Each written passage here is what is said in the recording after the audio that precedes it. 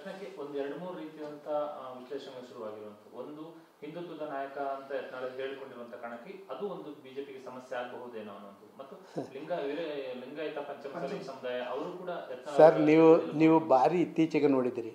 ಇವರಿಗಿಂತ fire brand Ishwara ಪರ್ದೆ ಆದ ಮೇಲೆ ಏನಾಗಿದೆ ಇವತ್ತು ನೀವೇ ವಿಶ್ಲೇಷಣೆ ಮಾಡಿ. ಅಲ್ಲಿ ಎಷ್ಟು ದೊಡ್ಡ ಅಂತರದಿಂದ ಭಾರತೀಯ ಜನತಾ ಪಾರ್ಟಿ ಗೆದ್ದಿತ್ತು.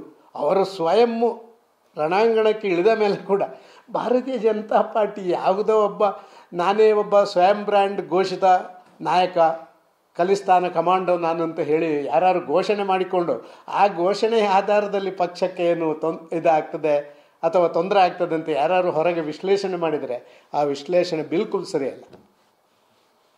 ಸರ್, ಈಗ ಬಿಜೆಪಿ ವಾಟ್ ನೆಕ್ಸ್ಟ್ ಅನ್ನುವಂಥ ಪ್ರಶ್ನೆ ಎಲ್ಲರನ್ನ ಕಾಡ್ತಾ ಇದೆ. ಬಿಜೆಪಿ ಕರ್ನಾಟಕದಲ್ಲಿ ನೆಕ್ಸ್ಟ್ ಅಧಿಕಾರಕ್ಕೆ ಬರ್ತದೆ. ನೆಕ್ಸ್ಟ್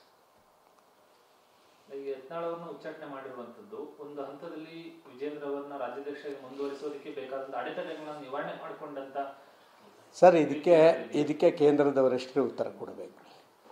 ಯಾಕೆ ಅಂತ ಹೇಳಿದ್ರೆ ಇವತ್ತು ಶಿಸ್ತು ಕ್ರಮ ಕೈಗೊಳ್ಳುವಂಥದ್ದು, ಎರಡು ಕಡೆ ಕೂಡ ಬ್ಯಾಟಿಂಗ್ ಮಾಡಿದವರು ವಕಾಲತ್ ಮಾಡಿದವರ ಮೇಲೆ ಕೂಡ ನೋಟಿಸ್ ಕೊಟ್ಟಿದ್ದಾರೆ. ಆದ ಕಾರಣ ಎಲ್ಲೋ ಇದು ಯಾವುದೋ ಒಬ್ಬನ ಪರ ಒಬ್ಬನ ವಿರೋಧ ಅಲ್ಲ, ಇದೊಂದು ಶುದ್ಧೀಕರಣದ ಪ್ರಕ್ರಿಯೆ.